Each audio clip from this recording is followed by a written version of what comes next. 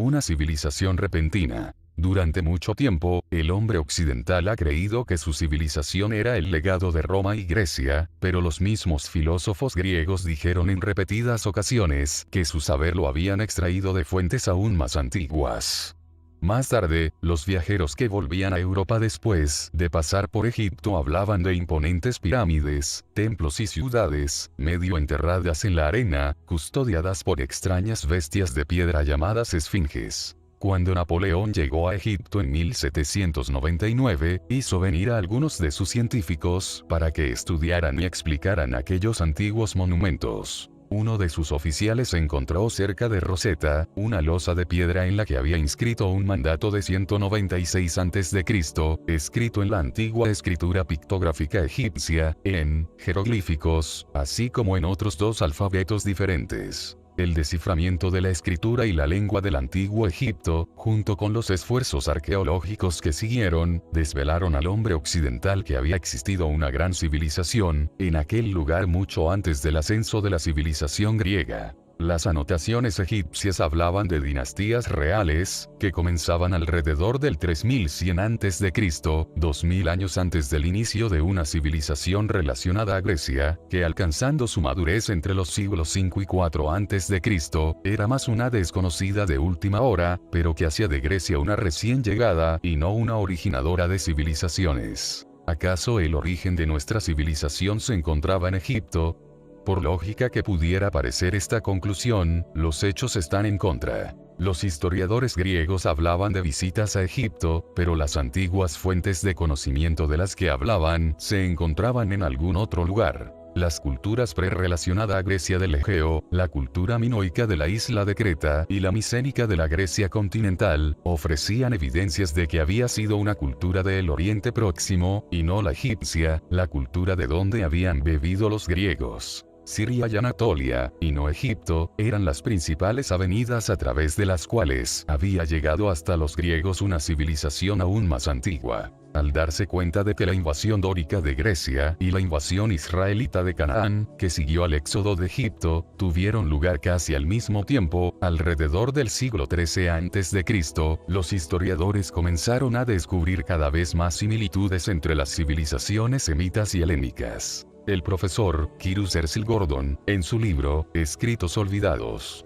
Pruebas para el lenguaje minoico, abrió nuevos horizontes a la investigación, al demostrar que una primitiva escritura minoica, llamada Lineal A, parecía pertenecer a una lengua semita. Gordon llegó a la conclusión de que el diseño, a diferencia del contenido, de las civilizaciones hebrea y minoica es, en gran medida, el mismo, y señaló que el nombre de la isla, Creta, deletreado en minoico como Kereta, era muy similar a de la palabra hebrea Keret, ciudad amurallada, y tenía su homólogo en un relato semita de un rey de Keret. Incluso el alfabeto griego, del cual derivan el alfabeto latino y el nuestro, proviene del Oriente Próximo. Los mismos historiadores griegos de la antigüedad escribieron que un fenicio llamado Cadmo, antiguo, trajo el alfabeto, que constaba del mismo número de letras, y en el mismo orden, que el alfabeto hebreo. Aquel era el alfabeto griego que existía cuando tuvo lugar la guerra de Troya. Más tarde, ya en el siglo V a.C.,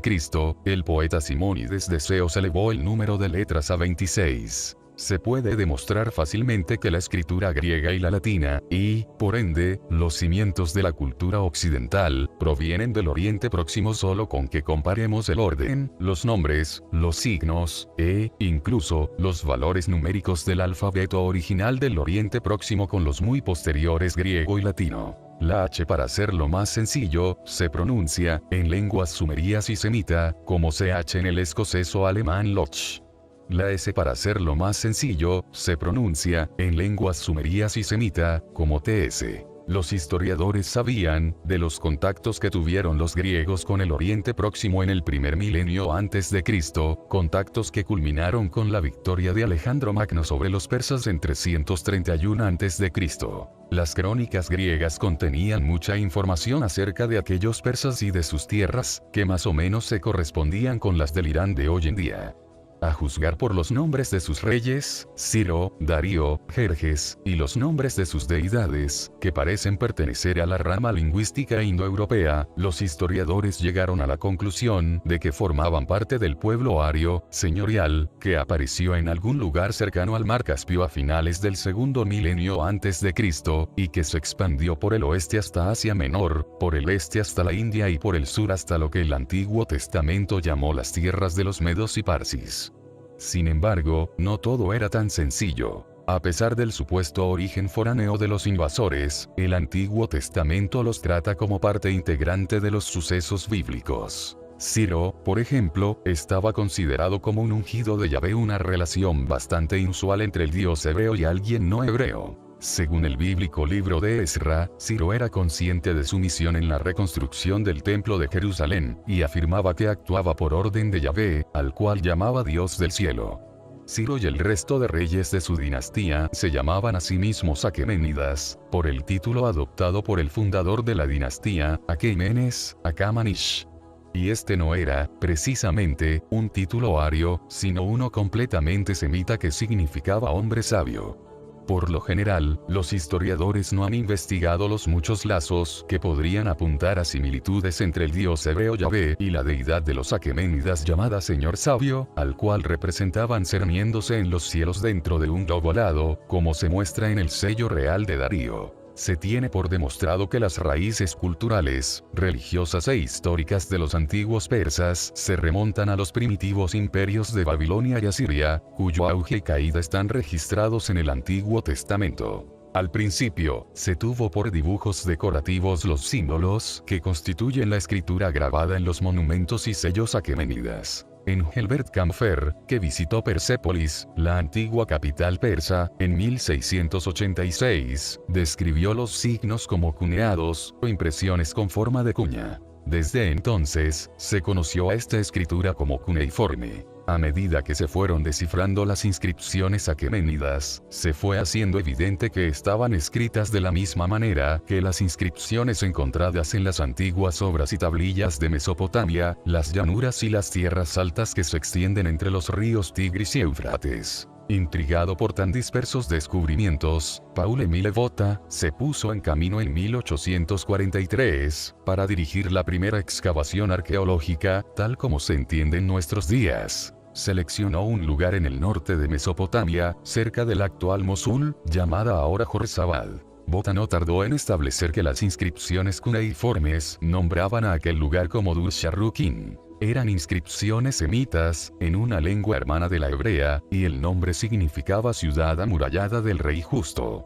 Nuestros libros de texto llaman a este rey Sargón II. Esta ciudad, la capital del rey asirio, tenía como centro un magnífico palacio real cuyos muros estaban decorados con bajorrelieves. Unos bajorrelieves que, si se hubieran puesto uno detrás de otro, se habrían extendido a lo largo de casi 2 kilómetros. Dominando la ciudad y el recinto real, había una pirámide escalonada llamada Sigurat, que servía como escalera hacia el cielo para los dioses. El diseño de la ciudad y de las esculturas retrataba una forma de vida de grandes magnitudes. Los palacios, los templos, las casas, los establos, los almacenes, las murallas, los pórticos, las columnas, los adornos, las estatuas, las obras de arte, las torres, las rampas, las terrazas, los jardines, todo, se terminó en solo 5 años.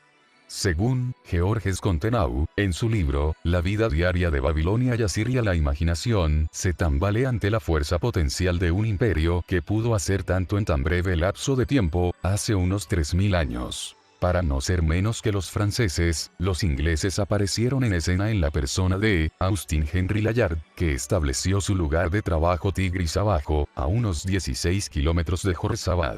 Los habitantes de la zona lo llamaban Kuyunjik.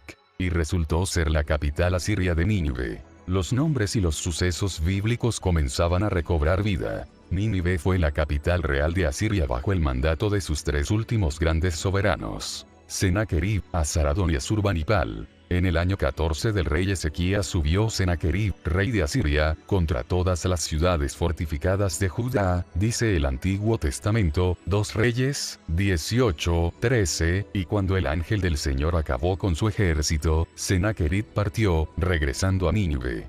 En los montículos en los que Sennacherib y Asurbanipal construyeron Nínive, se descubrieron palacios, templos y obras de arte que sobrepasaban a los de Sargón. Pero no se ha podido excavar la zona en la que se cree que se encuentran las ruinas de los palacios de Asaradón, dado que, en la actualidad, se erige allí una mezquita musulmana donde se supone que está enterrado el profeta Jonás, aquel que fuera tragado por una ballena por negarse a llevar el mensaje de Yahvé a Nínive. En las antiguas crónicas griegas, Layard había leído que un oficial del ejército de Alejandro había visto un lugar de pirámides y ruinas de una antigua ciudad, una ciudad que ya estaba enterrada en tiempos de Alejandro.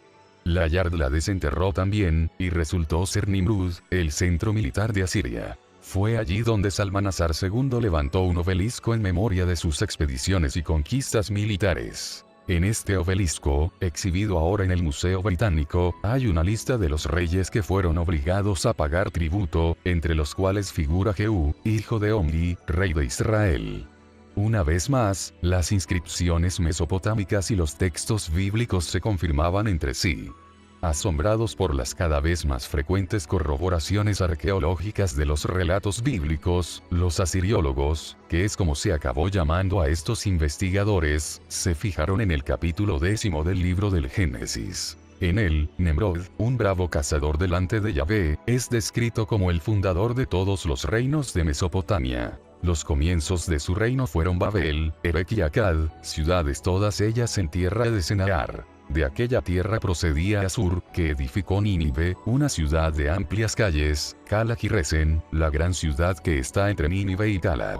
Y lo cierto es que había montículos entre Nínive y Nimrud a los que los lugareños llamaban Calá. Entre 1903 y 1914, varios equipos dirigidos por Walter Andrade excavaron la zona y descubrieron las ruinas de Asur, el centro religioso de los asirios, además de su capital más antigua. De todas las ciudades asirias mencionadas en la Biblia, solo queda por ser descubierta Resen, cuyo nombre significa brida de caballo. Quizás fuera el lugar donde se encontraban los establos reales de Asiria. Más o menos por la misma época en la que estaba siendo excavada Asur, los equipos dirigidos por Robert Joan Coldewey estaban completando la excavación de Babilonia, la bíblica Babel, una vasta extensión de palacios, templos y jardines colgantes, con su inevitable sigurat. Y no pasó mucho tiempo antes de que algunos objetos e inscripciones desvelaran la historia de los dos imperios que habían competido por el control de Mesopotamia. Babilonia y Asiria, uno en el sur y otro en el norte. Con sus ascensos y caídas, con sus luchas y su coexistencia, ambas conformaron lo más elevado de la civilización a lo largo de unos 1500 años, surgiendo las dos a la luz alrededor del 1900 a.C. Asur y Nínive fueron finalmente capturadas y destruidas por los babilonios en 614 y 612 a.C. respectivamente. Y, tal como habían predicho los profetas, la misma Babilonia tuvo un infame final cuando Ciro, el Aqueménida, la conquistó en 539 a.C. Aunque fueron rivales a lo largo de toda su historia, sería difícil destacar diferencias significativas entre Asiria y Babilonia, tanto en cuestiones culturales como materiales. Aun cuando Asiria llamaba a su dios supremo Asur, y Babilonia aclamaba a Marduk, los panteones eran, por lo demás, virtualmente iguales. Muchos museos en el mundo tienen entre sus piezas más valiosas los pórticos ceremoniales, los toros alados, los bajorrelieves, las cuadrigas, herramientas, utensilios, joyas, estatuas y otros objetos hechos de todos los materiales imaginables que se han ido extrayendo de los montículos de Asiria y Babilonia. Pero los verdaderos tesoros de estos reinos fueron sus registros escritos. Miles y miles de inscripciones en escritura cuneiforme, entre las que hay cuentos cosmológicos, poemas épicos, historias de reyes, anotaciones de templos, contratos comerciales, registros de matrimonios y divorcios, tablas astronómicas, predicciones astrológicas, fórmulas matemáticas, listas geográficas, textos escolares de gramática y vocabulario, y los no menos importantes textos donde se habla de los nombres, la genealogía, los epítetos, las obras, poderes y deberes de los dioses. El lenguaje común que formó el lazo cultural, histórico y religioso entre Asiria y Babilonia era el acadio, la primera lengua semita conocida, semejante, aunque anterior, al hebreo, el arameo, el fenicio y el cananeo. Pero los asirios y los babilonios nunca afirmaron haber inventado su lengua o escritura. De hecho, en muchas de sus tablillas hay una nota final en la que se dice que ese texto es una copia de un original más antiguo. Entonces, ¿quién inventó la escritura cuneiforme y desarrolló aquella lengua, con su precisa gramática y su rico vocabulario? ¿Quién escribió esos originales más antiguos? ¿Y por qué tanto asirios como babilonios llamaban a su idioma acadio? La atención se concentró una vez más en el libro del Génesis. Los comienzos de su reino fueron Babel, Erech y Akkad. Akkad. ¿De veras existió una capital real anterior a Babilonia y a Nínive? Las ruinas de Mesopotamia han aportado evidencias concluyentes de que, realmente, hubo una vez un reino llamado Akkad, establecido por un soberano mucho más antiguo que se llamaba a sí mismo Sharrukin, soberano justo. En sus inscripciones, decía que su imperio se extendía, por la gracia de su dios Enlil, desde el mar inferior, el Golfo Pérsico, hasta el mar superior. Se cree que se trata del Mediterráneo. Y alardeaba de que en los muelles de Akkad, amarraban naves de distantes tierras. Los historiadores se quedaron petrificados. Se habían encontrado con un imperio mesopotámico en el tercer milenio antes de Cristo. Aquello significaba un salto, hacia atrás, de unos 2000 años, desde el Sargón asirio de Dur-Sharrukin al Sargón de Akkad y, encima, los montículos que fueron excavados sacaron a la luz literatura y arte, ciencia y política, comercio y comunicaciones, toda una civilización, mucho antes de la aparición de Babilonia y Asiria. Obviamente, aquella era la civilización predecesora y origen de las posteriores civilizaciones mesopotámicas. Asiria y Babilonia no eran más que ramas del tronco acadio. Pero el misterio de una civilización mesopotámica tan antigua se hizo aún más profundo, cuando se encontraron unas inscripciones en las que se hablaba de los logros y la genealogía de Sargón de Akkad. En ellas se decía que su título completo era rey de Akkad, rey de Kish, y se expresaba que, antes de ascender al trono, había sido consejero de los soberanos de Kish. ¿Acaso hubo, pues, se preguntaron los historiadores, un reino, el de Kish, aún más antiguo que el de Akkad? Y, una vez más, los versículos bíblicos fueron significativos. Cus engendró a Nemrod, que fue el primero que se hizo prepotente en la tierra. Los comienzos de su reino fueron, Babel, Erech y Akkad.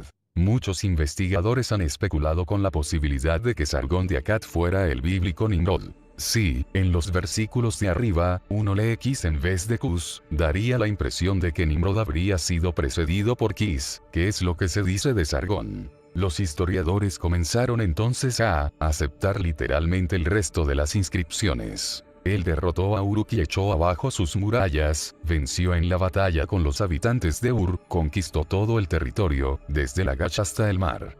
¿No sería la bíblica Erech, idéntica a la Uruk de las inscripciones de Sargón? Y, cuando se excavó un lugar llamado Huarca en la actualidad, ese resultó ser el caso. Y la Ur relacionada con Sargón, no era otra que la bíblica Ur, el mesopotámico lugar de nacimiento de Abraham. Los descubrimientos arqueológicos no solo reivindicaban las crónicas bíblicas, sino que también parecían asegurar que tenía que haber habido reinos, ciudades y civilizaciones en Mesopotamia aún antes del tercer milenio antes de Cristo. La única cuestión era la siguiente: ¿hasta dónde tendría que remontarse uno para encontrar el primer reino civilizado? La llave que abriría la puerta para la comprensión del enigma sería todavía otra lengua. Los historiadores se dieron cuenta de inmediato de que los nombres tenían un significado, no solo en hebreo, y en el Antiguo Testamento, sino en toda la zona del Oriente Próximo de la Antigüedad. Todos los nombres acadios, babilonios y asirios de personas y de lugares tenían un significado. Pero los nombres de los soberanos, que precedieron a Sargón de Akkad, no tenían ningún sentido. El rey en cuya corte Sargón fue consejero se llamaba Ur-Zababa. El rey que gobernaba Erech se llamaba Lugalsagesi, etc. En una conferencia ante la Real Sociedad Asiática en 1853, Henry Rawlinson señaló que estos nombres no eran ni semitas ni indoeuropeos. Lo cierto es que parecían pertenecer a un grupo desconocido de lenguas o pueblos. Pero, si los nombres tenían un significado, ¿cuál era la misteriosa lengua en la cual tenían sentido? Los investigadores le echaron otro vistazo a las inscripciones acadías. Básicamente, la escritura cuneiforme acadía eran sílabas. Cada signo representaba una sílaba completa, a, ba, bat, etc. Sin embargo, la escritura hacía un uso más amplio de signos que no eran sílabas fonéticas, sino que transmitían los significados de Dios, ciudad, campo o vida, elevado, etc. La única explicación posible para este fenómeno era que esos signos fueran los remanentes de un sistema de escritura anterior que utilizara ideogramas. Así pues, el acadio debía de haber sido precedido por otra lengua que utilizaba un método de escritura similar al de los jeroglíficos egipcios. No tardó en hacerse obvio que una lengua más antigua, y no solo una forma de escritura más antigua, se hallaba implicada en todo aquello. Los historiadores se encontraron con que las inscripciones y los textos acadios hacían amplio uso de palabras prestadas, palabras que habían tomado intactas de otra lengua, del mismo modo que otros idiomas modernos han tomado prestada la palabra inglesa, estrés. Y esto se hacía especialmente evidente en aquellos aspectos en los que se veía involucrada algún tipo de terminología científica o técnica, así como en asuntos relacionados con los dioses y con los cielos. Uno de los mayores descubrimientos de textos acadios tuvo lugar en las ruinas de una biblioteca reunida por Asurbanipal en Nínive. Austin Henry Layard y sus colegas sacaron de aquel lugar más de 25.000 tablillas, muchas de las cuales eran descritas por los antiguos escribas como copias de textos de antaño. Un grupo de 23 tablillas terminaba con la frase, tablilla 23A, lengua de Sumer sin cambiar. Otro texto llevaba una enigmática frase del mismo Asurbanipal, el dios de los escribas me ha concedido el don de conocer su arte. He sido iniciado en los secretos de la escritura. Puedo incluso leer las intrincadas tablillas en sumerio. Comprendo las enigmáticas palabras talladas en la piedra de los días anteriores al diluvio. La afirmación de Asurbanipal de que podía leer las intrincadas tablillas en sumerio y comprender las palabras escritas en tablillas de los días anteriores al diluvio solo consiguió agudizar aún más el misterio. Pero en enero de 1869, Jules Oppert sugirió ante la Sociedad Francesa de Numismática y Arqueología que había que reconocer la existencia de una lengua y un pueblo pre-acadio. Apuntando que los primeros soberanos de Mesopotamia proclamaban su legitimidad tomando el título de rey de Sumer y Akkad, Oppert sugirió que se llamara a aquel pueblo sumerios y a su tierra Sumer. Excepto por la mala pronunciación del nombre, debería de haber sido Sumer, y no Sumer. Jules Oppert tenía razón. Sumer no era una tierra misteriosa y distante, sino el nombre primitivo de las tierras del sur de Mesopotamia, tal como se establecía en el libro del Génesis. Las ciudades reales de Babilonia, Akkad y Erech estaban en tierra de Sennaar o Shinar, era el nombre bíblico de Sumer. En el momento en el que los historiadores aceptaron estas conclusiones, se abrió paso a lo que tenía que suceder. Las referencias acadias a los textos de antaño tomaron pleno significado, y los historiadores no tardaron en darse cuenta de que las tablillas con largas columnas de palabras no eran más que vocabularios y diccionarios acadio-sumerio, preparados en Asiria y Babilonia para su propio estudio de la primera lengua escrita, el sumerio. Sin estos antiquísimos diccionarios, aún estaríamos lejos de poder leer el sumerio. Y, con su auxilio, se abrió un vasto tesoro literario y cultural. También quedó claro que a la escritura sumeria, originalmente pictográfica y tallada en la piedra en columnas verticales, se le dio un trazado horizontal para, más tarde, estilizarla para escribirla con cuñas sobre suaves tablillas de arcilla, hasta convertirla en la escritura cuneiforme que adoptaron acadios, babilonios, asirios y otras naciones del Oriente Próximo de la Antigüedad. Al descifrarse la lengua y la escritura sumerias, y al darse cuenta de que los sumerios y su cultura eran el origen de los logros acadio-babilonio-asirios, se le dio un gran impulso a las investigaciones arqueológicas en el sur de Mesopotamia. Todas las evidencias indicaban ahora que el comienzo se encontraba allí. La primera excavación significativa de un lugar sumerio la comenzaron algunos arqueólogos franceses en 1877, y los descubrimientos en este lugar singular fueron tan ingentes que otros arqueólogos continuaron excavando allí hasta 1933 sin poder acabar el trabajo. Aquel lugar, llamado por los lugareños Tello, Montículo, resultó ser una primitiva ciudad sumeria, la auténtica Lagash de cuya conquista se jactaba Sargón de Akkad. Ciertamente, era una ciudad real cuyos soberanos llevaban el mismo título que Sargón había adoptado, excepto por el hecho de que era en lengua sumeria. En sí, soberano justo. Esta dinastía había tenido sus inicios alrededor del 2900 a.C. y había durado casi 650 años. Durante este tiempo, 43 Ensi reinaron ininterrumpidamente en Lagash. Sus nombres, sus genealogías y la duración de sus reinados estaban pulcramente anotados. Las inscripciones proporcionaron gran cantidad de información. Súplicas a los dioses para que brote el grano y crezca la cosecha para que la planta regada de grano, atestiguan la existencia de la agricultura y la irrigación.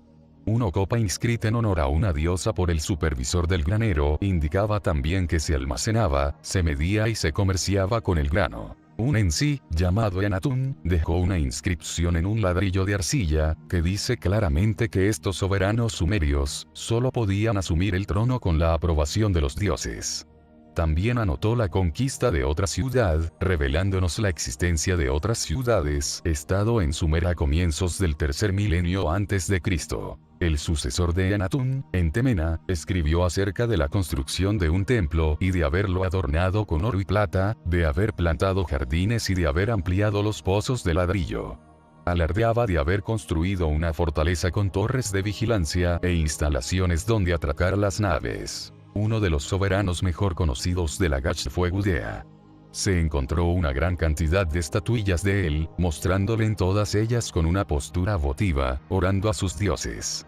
Esta postura no era simulada. Gudea se había consagrado a la adoración de Ninkirsu, su principal deidad, y a la construcción y la reconstrucción de templos. Sus muchas inscripciones revelan que, en la búsqueda de exquisitos materiales de construcción, trajo oro de África y de Anatolia, plata de los montes Taurus, cedros del Líbano, otras maderas poco comunes del Ararat, cobre de la cordillera de los Zagros, diorita de Egipto, cornalina de Etiopía, y otros materiales de tierras que los historiadores no han conseguido identificar todavía. Cuando Moisés construyó una residencia para el Señor Dios en el desierto, lo hizo según unas instrucciones muy detalladas que le había dado este. Cuando el rey Salomón construyó el primer templo de Jerusalén, lo hizo después de que el Señor le hubiera dado su sabiduría. Al profeta Ezequiel se le mostraron unos planos muy detallados para el segundo templo en una visión divina. Se los mostró un hombre de aspecto semejante al del bronce, que tenía en la mano una cuerda de lino y una vara de medir. Ur-Nammu, soberano de Ur, relató un milenio antes que su Dios, al ordenarle que construyera para él un templo y al darle las instrucciones pertinentes, le había entregado una vara de medir y un rollo de cuerda para el trabajo. 1200 años antes que Moisés, Gudea contó lo mismo. Las instrucciones, que plasmó en una larguísima inscripción, le fueron dadas en una visión. Un hombre que brillaba como el cielo, y a cuyo lado había un pájaro divino, me ordenó construir su templo. Este hombre, que desde la corona de su cabeza era, obviamente, un dios, fue identificado posteriormente como el dios Ninkirsu. Con él había una diosa que sujetaba en una mano la tablilla de su estrella favorable de los cielos. En la otra mano, sujetaba un estilo sagrado, con el cual le indicaba a Gudea el planeta favorable. Un tercer hombre, Dios también, sujetaba en sus manos una tablilla de piedra preciosa. Contenía el plano de un templo. Una de las estatuas de Gudea le muestra sentado, con esta tablilla sobre las rodillas. Sobre la tablilla se puede observar con claridad el dibujo divino. Aun siendo sabio, Gudea estaba desconcertado con aquellas instrucciones arquitectónicas, y solicitó el consejo de una diosa que pudiera interpretar los mensajes divinos. Ella le explicó el significado de las instrucciones, las medidas del plano, así como el tamaño y la forma de los ladrillos que había que utilizar.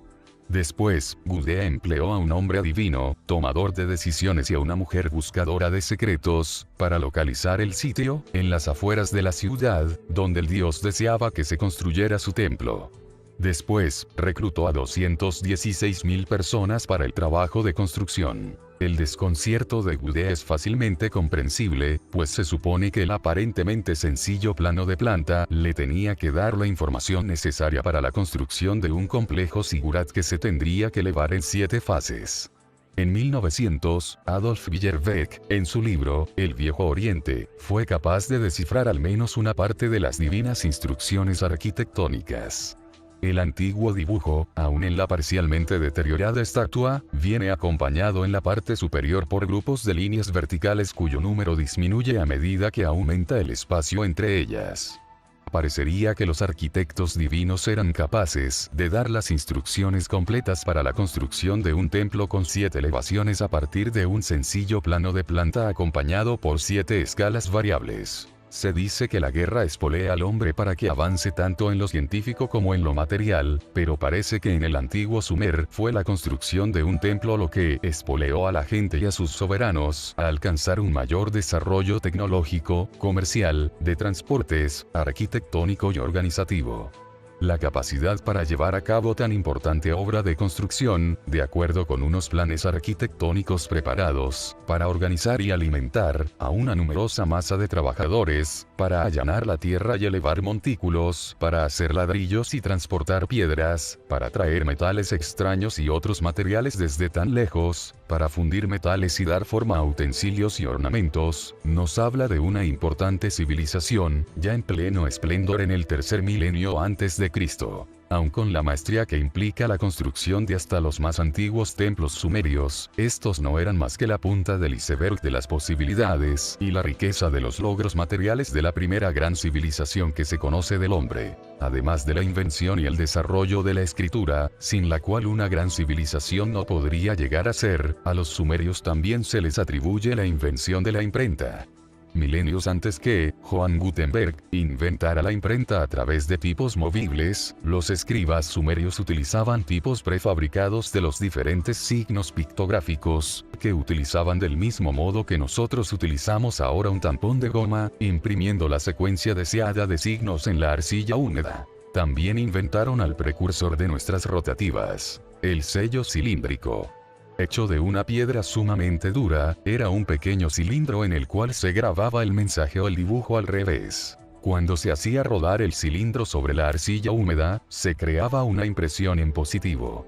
El sello también le permitía a uno certificar la autenticidad de los documentos. Siempre se podía hacer una nueva impresión para compararla con la del documento en cuestión. Muchos registros escritos sumerios y mesopotámicos no necesariamente estaban relacionados con lo divino o lo espiritual, sino con cosas tan cotidianas como el registro de las cosechas, la medida de campos y el cálculo de precios.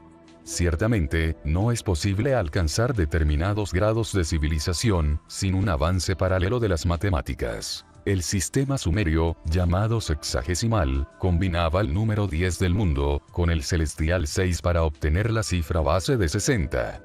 En algunos aspectos, este sistema es superior al nuestro actual. En cualquier caso, es incuestionablemente superior a los sistemas posteriores de los griegos y de los romanos.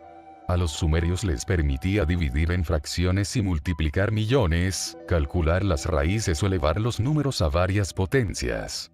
Este sistema no solo fue el primer sistema matemático conocido, sino también el que nos dio el concepto de posición numérica. Del mismo modo que, en el sistema decimal, 2 puede ser 2 o 20 o 200, dependiendo de la posición del dígito, también en el sistema sumerio el 2 significa 2 o 120, 2 por 60, y así sucesivamente, dependiendo de la posición. Los 360 grados del círculo, el pie y sus 12 pulgadas, y la docena como unidad no son más que unos cuantos ejemplos de los vestigios de las matemáticas sumerias que todavía podemos ver en nuestra vida cotidiana. Sus logros paralelos en astronomía, en el establecimiento del calendario y en otras hazañas matemáticos celestiales de similar calibre recibirán un estudio mucho más preciso en capítulos posteriores. Del mismo modo que todo nuestro sistema económico y social de libros, registros legales y económicos, contratos comerciales, certificados matrimoniales, etc., dependen del papel, la vida sumeria / mesopotámica dependía de la arcilla.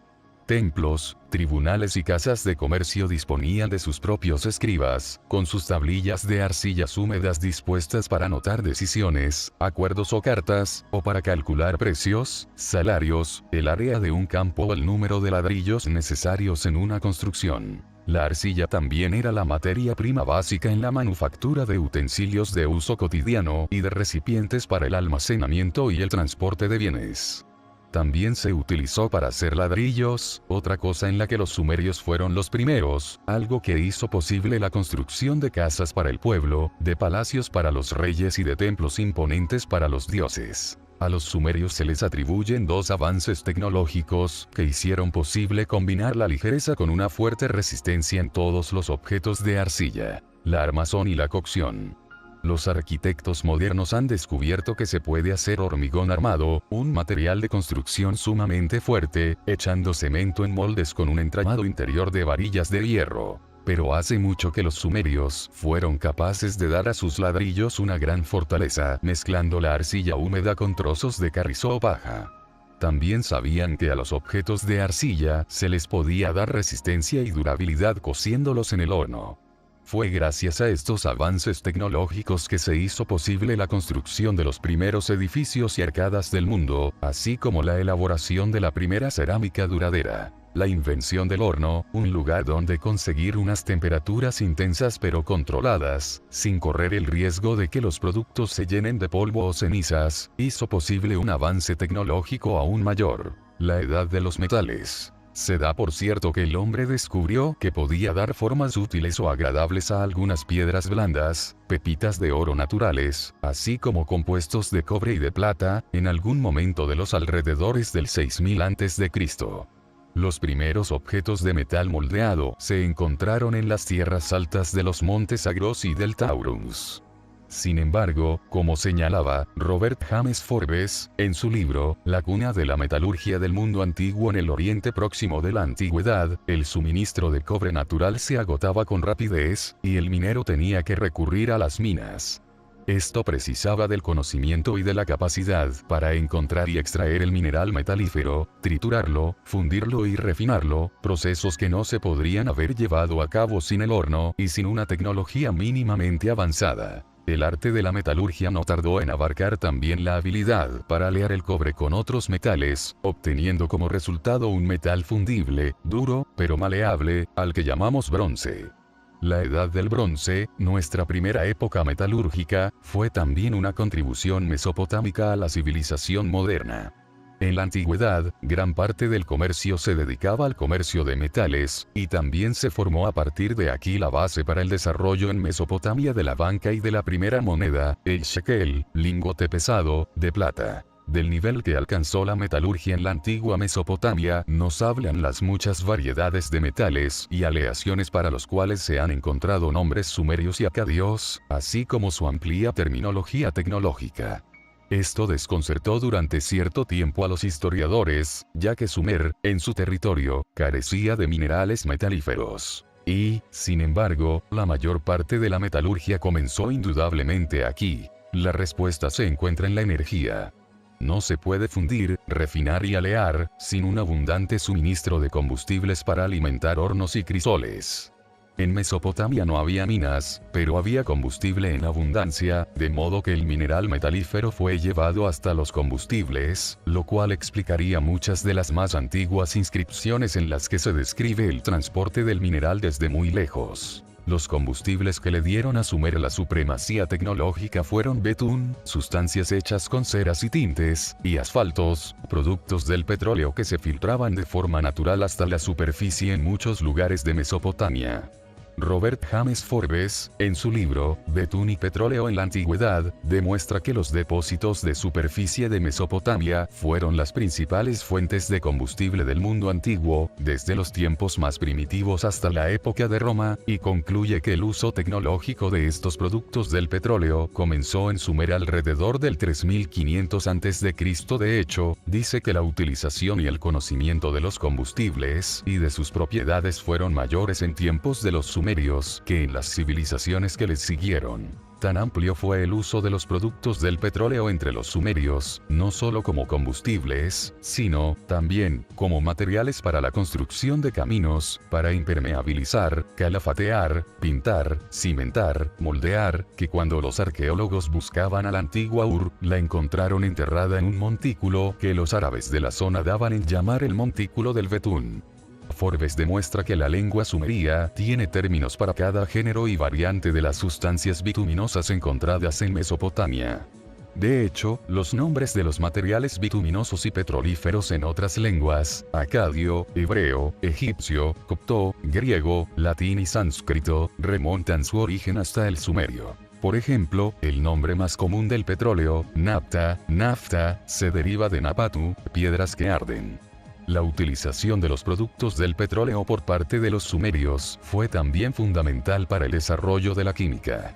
No solo podemos valorar el alto nivel de los conocimientos de los sumerios por la variedad de pinturas y pigmentos, y por procesos tales como el vidriado, sino también por la notoria producción artificial de piedras semipreciosas, entre las que se incluye un sustitutivo del lapislázuli. También se utilizaron betunes en la medicina sumeria, otro campo donde los niveles también fueron impresionantemente altos. En centenares de textos acadios encontrados, se emplean en gran medida frases y términos médicos sumerios, indicando con ello el origen sumerio de toda la medicina mesopotámica. La biblioteca de Asurbanipal en Nínive disponía de una sección de medicina. Los textos se dividían en tres grupos: Bultitu, terapia, Shipirbelinti, cirugía, y Urtimashmashse, órdenes y conjuros. En los antiguos códigos legales había secciones que trataban de los honorarios que había que pagar a los cirujanos por las operaciones exitosas, y de las penas que se les imponían en caso de fracaso. Como, por ejemplo, que, si al abrir la sien de un paciente con una lanceta, el cirujano destruía accidentalmente el ojo de aquel, se le condenaba a perder la mano. Se han encontrado marcas inconfundibles de cirugía cerebral en algunos esqueletos encontrados en tumbas de Mesopotamia, y un texto médico parcialmente roto habla de la extirpación quirúrgica de una sombra que cubría el ojo de un hombre, probablemente un problema de cataratas. Otro texto menciona el uso de un instrumento cortante, diciendo que si la enfermedad ha alcanzado el interior del hueso, tendrás que rasparlo y quitarlo. Los enfermos de los tiempos sumerios podían elegir entre un asu, médico de agua, y un iasu, médico de aceite. Una tablilla encontrada en Ur, de cerca de 5000 años de antigüedad, nombra a un practicante de la medicina como Lulu, el médico.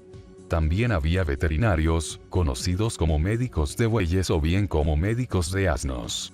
En un sello cilíndrico muy antiguo encontrado en Lagash, se representa un par de tenazas quirúrgicas que pertenecieron a Ur-Lugaledina, el médico. El sello muestra también a la serpiente en el árbol, símbolo de la medicina hasta nuestros días. También se representaba con frecuencia un instrumento que utilizaban las comadronas para cortar el cordón umbilical. Los textos médicos sumerios tratan del diagnóstico y de las recetas. No dejan lugar a dudas de que los médicos sumerios no recurrían a la magia o a la brujería. Recomendaban la higiene y la limpieza, los baños de agua caliente y disolventes minerales, la aplicación de derivados vegetales y las fricciones con compuestos del petróleo. Se hacían medicinas de plantas y compuestos minerales, y se mezclaban con líquidos o disolventes según el método de aplicación. Si era por vía oral, se mezclaban los polvos con vino, cerveza o miel. Si se vertían a través del recto, si se administraban como enema, se mezclaban con aceites vegetales. El alcohol, que jugaba un papel muy importante en la desinfección quirúrgica y como base de muchas medicinas, llegó hasta nuestros idiomas a través del árabe kol, del acadio kulu. Los modelos de hígado encontrados nos indican que se enseñaba medicina en algún tipo de escuelas médicas, con la ayuda de modelos de arcilla de los órganos humanos. Debieron de estar bastante avanzados en anatomía, pues los rituales religiosos nos hablan de elaboradas disecciones de los animales sacrificiales, solo un escalón por debajo de un conocimiento comparable en anatomía humana. En diversas representaciones sobre sellos cilíndricos o tablillas de arcilla, se muestra a personas yaciendo sobre algún tipo de mesa quirúrgica, rodeadas por equipos de dioses o personas. Sabemos por la épica y por otros textos heroicos que los sumerios y sus sucesores en Mesopotamia estaban muy interesados en temas como la vida, la enfermedad y la muerte. Hombres como Gilgamesh, un rey de Erech, buscaban el árbol de la vida o algún mineral, una piedra, que pudiera darles la eterna juventud.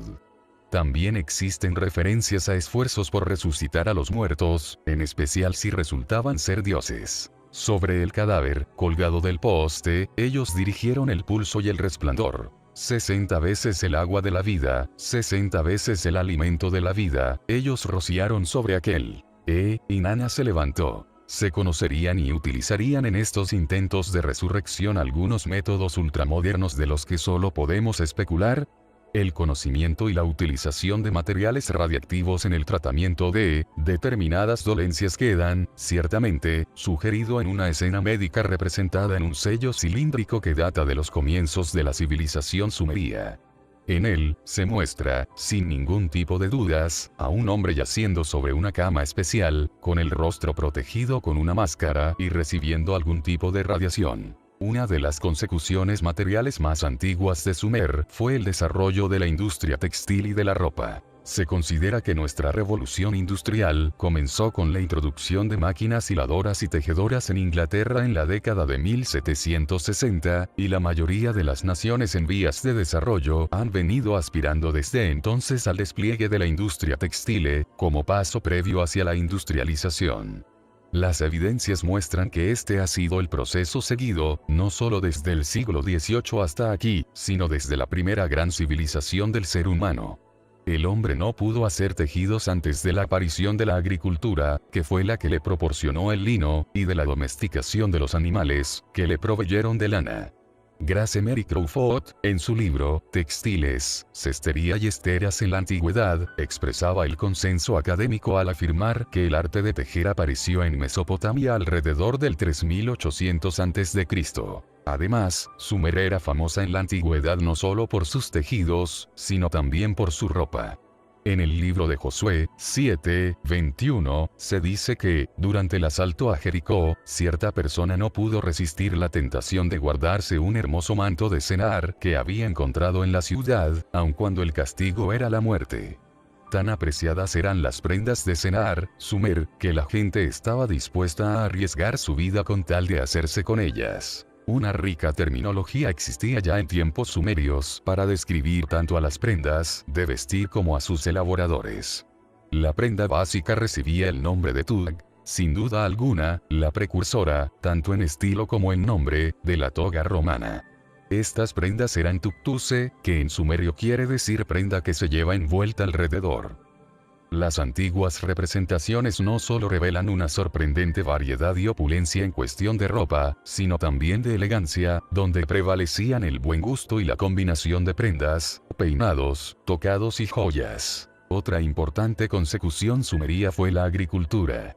En una tierra en la que solo se dan lluvias estacionales, los ríos eran los que proporcionaban el agua para hacer crecer cosechas a lo largo de todo el año por medio de un vasto sistema de canales de irrigación. Mesopotamia, la tierra entre los ríos, era, ciertamente, una cesta de alimentos en la antigüedad. El albaricoquero, que en español se llama damasco, árbol de Damasco, lleva el nombre latino de armeníaca, una palabra prestada del acadio, armanu. La cereza, kerasos, en griego, Kirsch en alemán, proviene de la acadia karsu.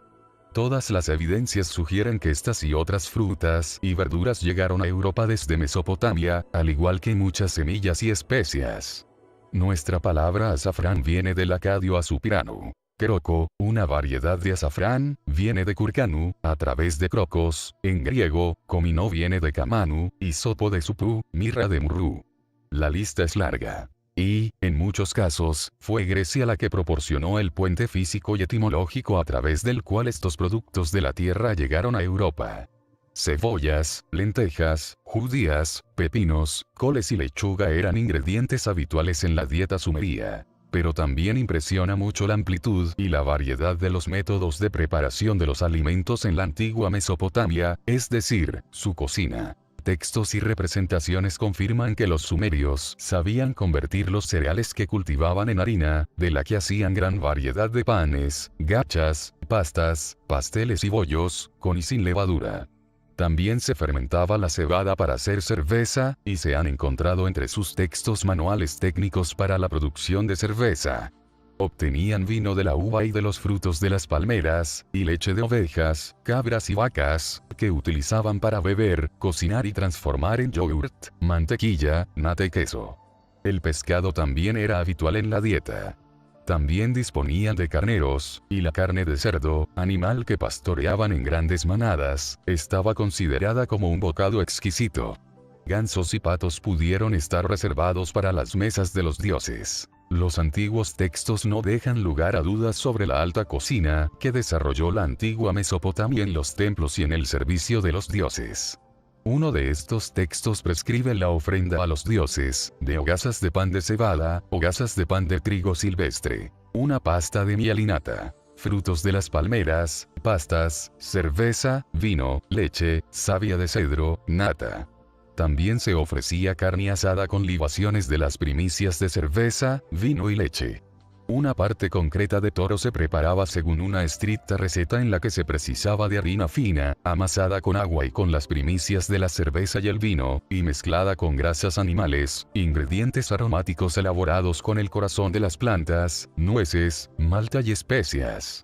Las instrucciones para el sacrificio diario a los dioses de la ciudad de Uruk precisaban que había que servir 5 bebidas diferentes con las comidas, y especificaban lo que debían hacer los molenderos en la cocina y el chef, trabajando en la tabla de amasar.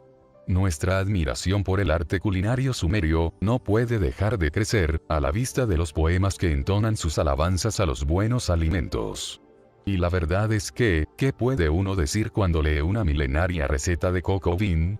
En el vino de la bebida, en el agua perfumada, en la salsa que se le ha untado al ave, que he cocinado, y he comido. Una economía próspera, una sociedad con tan extensas empresas materiales, no se podría haber desarrollado sin un eficaz sistema de transportes. Los sumerios utilizaban sus 2 grandes ríos y la red artificial de canales para el transporte por agua de personas, bienes y ganado. Algunas de las representaciones más antiguas que se tienen muestran lo que, sin ninguna duda, fueron las primeras embarcaciones del mundo. Sabemos por muchos textos primitivos que los sumerios también se metieron en aventuras marineras de aguas profundas, usando diversos tipos de barcos para llegar a tierras lejanas, en busca de metales, maderas y piedras preciosas y otros materiales, que no podían conseguir en la propia Sumer. En un diccionario acadio de la lengua sumeria, se encontró una sección sobre navegación en la que había una lista de 105 términos sumerios sobre diferentes barcos en función de su tamaño, destino o propósito, de carga, de pasajeros o para el uso exclusivo de ciertos dioses. Otros 69 términos sumerios, relacionados con el manejo y la construcción de barcos, fueron traducidos al acadio. Solo una larga tradición marinera podría haber generado unas naves tan especializadas y una terminología tan técnica. Para el transporte por tierra, fue en Sumer donde se utilizó por primera vez la rueda. Su invención y su introducción en la vida diaria hicieron posible la aparición de una amplia variedad de vehículos, desde los carros de transporte hasta los carros de guerra, y no cabe duda de que también le concedió a Sumer la distinción de ser la primera en emplear la energía bovina, así como la energía caballar, en la locomoción. En 1956, el profesor Samuel Noah Kramer, uno de los grandes sumerólogos de nuestro tiempo, hizo una revisión del legado literario encontrado bajo los montículos de Sumer. Solo el índice de su libro, de las tablillas sumerias, es ya, en sí, una joya, por cada uno de los 25 capítulos, en los que se describe alguna de esas cosas, en las que los sumerios fueron los primeros.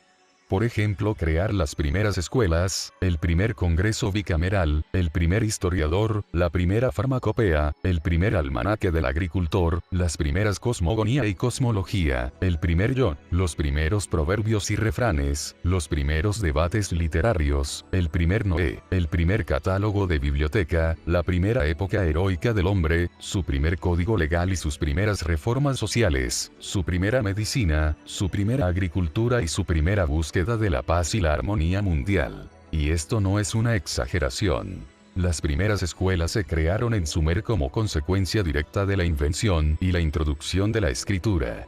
Las evidencias, tanto arqueológicas, se han encontrado edificios donde se ubicaban las escuelas, como escritas, se han encontrado tablillas con ejercicios, indican la existencia de un sistema educativo formal hacia comienzos del tercer milenio antes de Cristo. Literalmente, había miles de escribas en Sumer, que iban desde los escribas subalternos hasta los altos escribas, escribas reales, escribas de los templos y escribas que asumían altos cargos del Estado. Algunos hacían de maestros en las escuelas, y aún podemos leer sus ensayos sobre las escuelas, sus objetivos y metas, su currículo y sus métodos de enseñanza. En las escuelas, no solo se enseñaba la lengua y la escritura, sino también las ciencias de la época, botánica, zoología, geografía, matemáticas y teología. Se estudiaban y se copiaban las obras literarias del pasado, y se creaban obras nuevas. Las escuelas estaban dirigidas por el UNIA, profesor experto, y entre el profesorado se incluía, invariablemente, no solo un hombre encargado del dibujo y un hombre encargado del sumerio, sino también un hombre encargado del azote.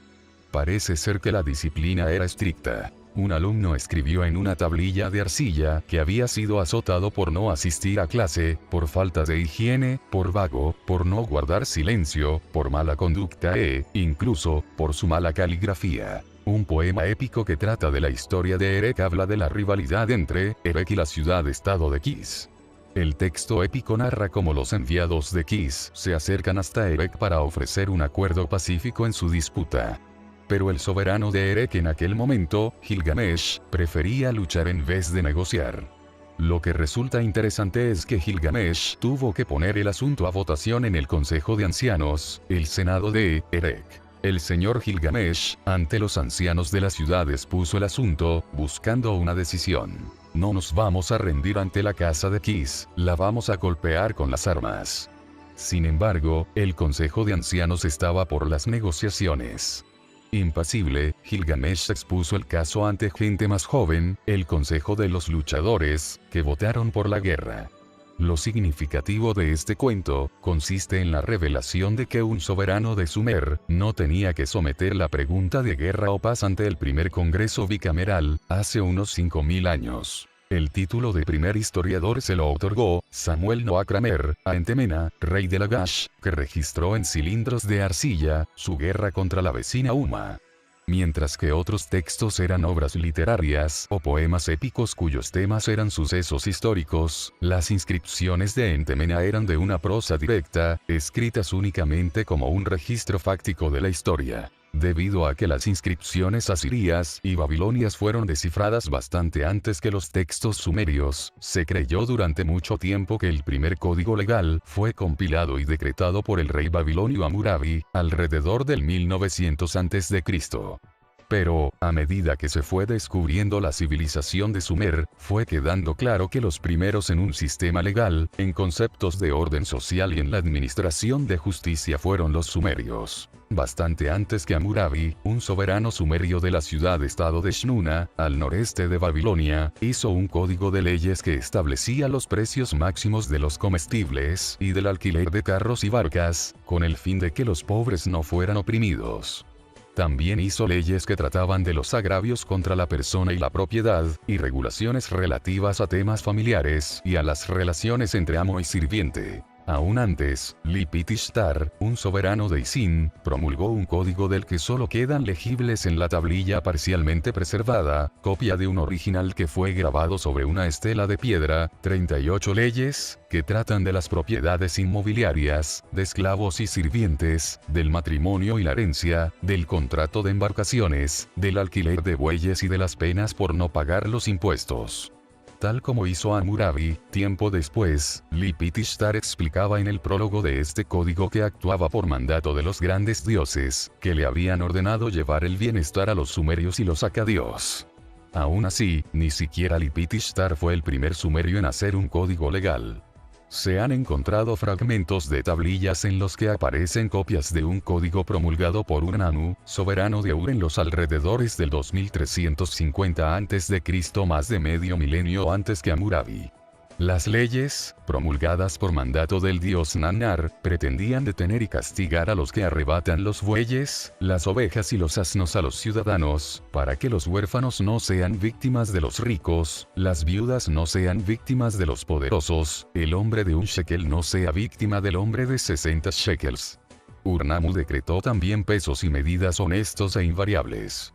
Pero el sistema legal sumerio y la aplicación de justicia se remontan aún más allá en el tiempo. Hacia el 2600 a.C. ya tenían que haber sucedido demasiadas cosas en Sumer para que el Ensi-Urkagina tuviera que instituir reformas. Los historiadores citan una larga inscripción suya como un testimonio precioso de la primera reforma social del hombre, basada en el sentido de la libertad, la igualdad y la justicia, una revolución francesa impuesta por un rey 4400 años antes del 14 de julio de 1789. El reformador decreto de Urkagina hacía, en primer lugar, una lista de los males de su época para, después, hacer una relación de las reformas.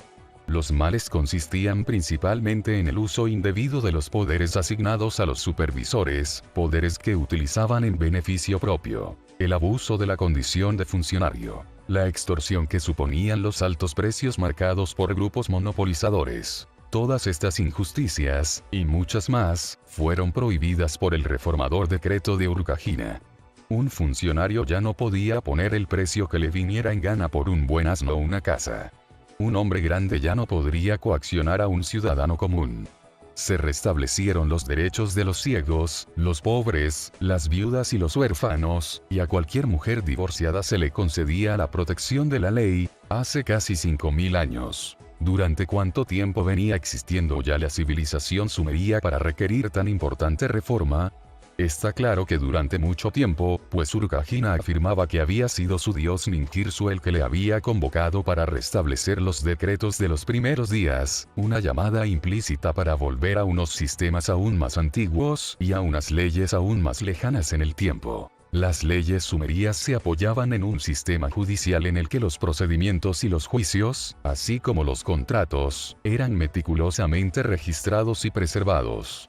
Los magistrados actuaban más como jurados que como jueces. El tribunal estaba compuesto normalmente por 3 o 4 jueces, uno de los cuales era un juez real profesional, mientras los demás eran extraídos de un grupo de 36 hombres. Mientras que los babilonios se dedicaron a hacer reglas y regulaciones, los sumerios estaban más interesados en la justicia, pues creían que los dioses señalaban a los reyes, principalmente, para asegurar la justicia en la tierra. Se puede establecer más de un paralelismo entre los conceptos de justicia y de moralidad que aparecen aquí y los del Antiguo Testamento. Aún antes de que los hebreos tuvieran reyes, fueron gobernados por jueces. Los reyes no eran juzgados por sus conquistas o sus riquezas, sino por la medida en la cual hacían lo que era justo. En la religión judía, el año nuevo marca un periodo de 10 días durante el cual los hechos de los hombres se pesan y evalúan para determinar su destino en el año que comienza. Probablemente sea algo más que una coincidencia el hecho de que los sumerios creyeran en una deidad llamada Nanse, que juzgaba a la humanidad una vez al año del mismo modo. Después de todo, el primer patriarca hebreo, Abraham, vino de la ciudad sumeria, de Ur, la ciudad de Ur-Nammu y su código. La preocupación sumeria por la justicia, o por la ausencia de esta, encuentra expresión también en lo que Kramer llamó el primer Yod. Emparejando fragmentos de tablillas de arcilla en el Museo de Antigüedades de Estambul, Kramer pudo leer buena parte de un poema sumerio que, como el bíblico libro de Yod, habla de los males de un hombre justo que, en vez de ser bendecido por los dioses, sufrió todo tipo de pérdidas y de ofensas públicas a la dignidad. Mi justa palabra se ha convertido en mentira, gritaba en su angustia. En la segunda parte, el anónimo padecedor suplica a su Dios de un modo muy similar a como se expresan algunos versos de los salmos hebreos. Dios mío, tú que eres mi Padre, que me engendraste, eleva mi rostro. ¿Por cuánto tiempo más me vas a tener abandonado, me vas a tener desprotegido, me vas a dejar sin tu guía? Después, viene un final feliz. Las palabras justas, las palabras puras que pronunció, fueron aceptadas por su Dios. Su Dios retiró la mano de la declaración del mal. Precediendo en 2 milenios al bíblico libro de Eclesiastés, los proverbios sumerios expresaban muchos de los mismos conceptos e ideas. Si estamos condenados a morir, gastemos. Si hemos de vivir una vida larga, ahorremos. Cuando un hombre pobre muere, no intentes revivirlo. Aquel que posee mucha plata, puede ser feliz. Aquel que posee mucha cebada, puede ser feliz. Pero el que no tiene nada de nada, puede dormir. Hombre, para su placer. Matrimonio. Cuando deja de pensar en ello. Divorcio. No es el corazón el que lleva a la enemistad. Es la lengua la que lleva a la enemistad. En una ciudad donde no hay perros guardianes, el zorro es el supervisor. Los logros materiales y espirituales de la civilización sumeria vinieron acompañados también por un amplio desarrollo de las artes interpretativas. Un equipo de expertos de la Universidad de California en Berkeley se convirtió en noticia en marzo de 1974, cuando anunciaron que habían descifrado la canción más antigua del mundo. Lo que consiguieron los profesores, Richard Croker, Anne Draftcombe Kilmer, y Robert Brown, fue leer e interpretar las notas musicales escritas en una tablilla cuneiforme de los alrededores del 1800 a.C. encontrada en Ugarit, en la costa mediterránea, actualmente en Siria. Sabíamos ya, explicó el equipo de Berkeley, que hubo música en la primitiva civilización asirio-babilonia, pero hasta que desciframos esta canción, no hemos sabido que aquella música utilizaba la misma escala heptatónica diatónica, característica de la música occidental contemporánea y de la música griega del primer milenio antes de Cristo. Hasta entonces se creía que la música occidental se había originado en Grecia. A partir de ahí, quedó demostrado que nuestra música, así como cualquier otra música de la civilización occidental, tuvo su origen en Mesopotamia. Esto no debería de sorprendernos, pues el estudioso griego Filón ya dijo que los mesopotámicos fueron conocidos por buscar el unísono y la armonía por todo el mundo a través de los tonos musicales. No cabe duda de que la música y la canción hay que calificarlas como otro de los de los sumerios. De hecho, el profesor Croker solo pudo interpretar aquella antigua melodía después de construir una lira, como las que se habían encontrado en las ruinas de Ur.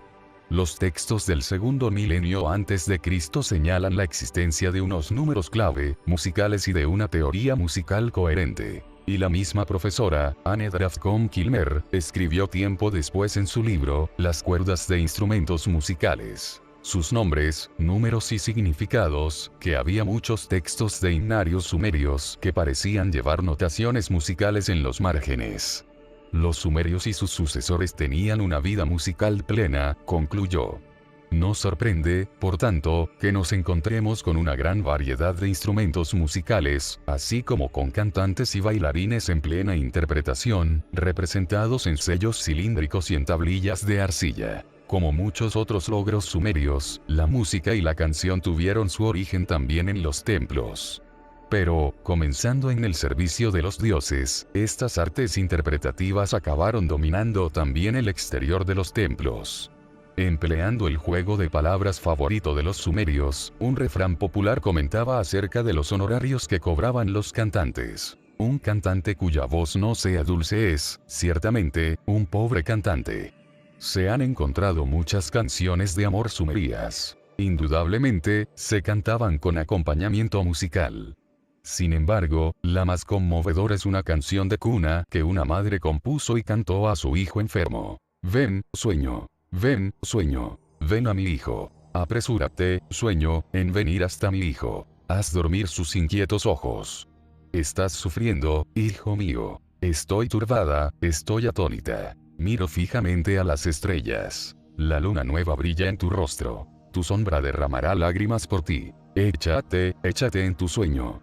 Que la diosa del crecimiento sea tu aliada. Que tengas un guardián elocuente en el cielo. Que alcances un reino de días felices.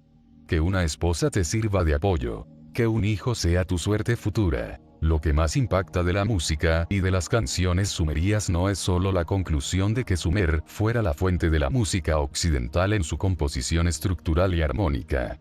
No menos significativo es el hecho de que, si leemos su música y escuchamos sus poemas, no nos suenen extraños o ajenos en absoluto, ni siquiera en lo más profundo de sus sensaciones y sus sentimientos. De hecho, al contemplar la gran civilización sumeria, no solo nos encontramos con que nuestra moral, nuestro sentido de la justicia, nuestras leyes, nuestra arquitectura, nuestras artes y nuestra tecnología tienen sus raíces en Sumer, sino que, además, las instituciones sumerias nos resultan muy familiares, muy cercanas.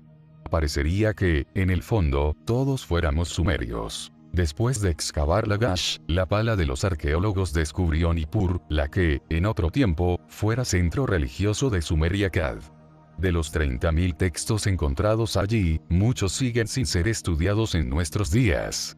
En Shuruppak, se encontraron escuelas que databan del tercer milenio antes de Cristo. En Ur, los historiadores encontraron magníficos floreros, joyas, armas, carros de batalla, cascos de oro, plata, cobre y bronce, las ruinas de una fábrica de tejidos, registros judiciales, y un alto sigurat, cuyas ruinas aún dominan el paisaje. En Eshnuna y Adab, los arqueólogos encontraron templos y artísticas estatuas de tiempos presargónicos. Uma produjo inscripciones, que hablaban de antiguos imperios. En Kis, se desenterraron edificios monumentales y un sigurat, de, al menos, el 3000 a.C. Uruk, Erek, hizo remontarse a los arqueólogos hasta el cuarto milenio antes de Cristo. Allí encontraron la primera cerámica de colores cocida en horno, así como las evidencias de haber sido los primeros en usar rueda de alfarero. Una calzada de bloques de caliza es la construcción de piedra más antigua encontrada hasta la fecha. En Uruk los arqueólogos encontraron también el primer sigurat, un inmenso montículo de fabricación humana en cuya cima se elevaba un templo blanco y un templo rojo. Los primeros textos escritos del mundo se encontraron también aquí, así como los primeros sellos cilíndricos. De estos últimos, Jack Finnegan, en su libro, Luz del pasado antiguo, dijo: la excelencia de los sellos en su primera aparición en el periodo de Uruk es sorprendente. Otros lugares del periodo de Uruk muestran evidencias del surgimiento de la edad del metal. En 1919, Henry Reginaldo Young Hall encontró unas antiguas ruinas en una aldea llamada ahora el Ubaid. El sitio daba su nombre a lo que los expertos consideran ahora como la primera fase de la civilización sumeria. Las ciudades sumerias de aquel período, que iban desde el norte de Mesopotamia hasta las estribaciones más meridionales de los Zagros, fueron las que utilizaron por primera vez ladrillos de arcilla, paredes enyesadas, mosaicos decorativos, cementerios con tumbas alineadas, objetos de cerámica pintados con diseños geométricos, espejos de cobre, cuentas de turquesas importadas, pintura para los ojos, hachas de cobre, ropa, casas y, por encima de todo, templos monumentales. Más al sur, los arqueólogos encontraron a la ciudad de Eridu, la primera ciudad sumeria según los textos antiguos. A medida que las excavaciones iban avanzando, se encontraron con un templo dedicado a Enki, dios del conocimiento sumerio, que daba la impresión de haber sido construido y reconstruido, una y otra vez. Los estratos hicieron remontarse a los expertos a los comienzos de la civilización sumeria. 2500 a.C., 2800 a.C., 3000 a.C., 3500 a.C. Después, las palas se encontraron con los cimientos del primer templo dedicado a Enki. Por debajo de esto, se encontraba el suelo virgen. Nada se había construido antes. La datación rondaba en el 3800 a.C. Ahí es donde comenzó la civilización. No solo fue la primera civilización, en el sentido más veraz del término. También fue la civilización más vasta, que todo lo abarca, más avanzada en muchos aspectos, que las demás culturas de la antigüedad que la siguieron.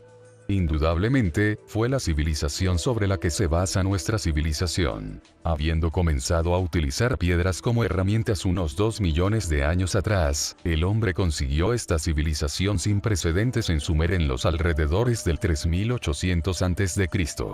Y lo que más perplejidad provoca de todo esto es el hecho de que, hasta el día de hoy, los expertos no tengan ni la más remota idea de quiénes fueron los sumerios, de dónde vinieron, y cómo y por qué apareció su civilización. Pues su aparición fue repentina, inesperada. Aparecieron de la nada. Henry Frankfurt, en su libro, Tell-Ukair, la calificó como de asombrosa. Pierre Amiet, en su libro, Elam, la describe como de extraordinaria. André Parrot, en su libro, Sumer, la describió como una llama que se encendió de repente. Leo Oppenheim, en su libro, Mesopotamia Antigua, remarcó el asombrosamente corto periodo de tiempo en el que apareció esta civilización. Joseph Campbell, en su libro, Las Máscaras de Dios, lo resumió de este modo. De una forma pasmosamente súbita, aparece en este pequeño jardín, de lodo sumerio, todo el síndrome cultural que, desde entonces, constituye la unidad germinal de todas las grandes civilizaciones del mundo.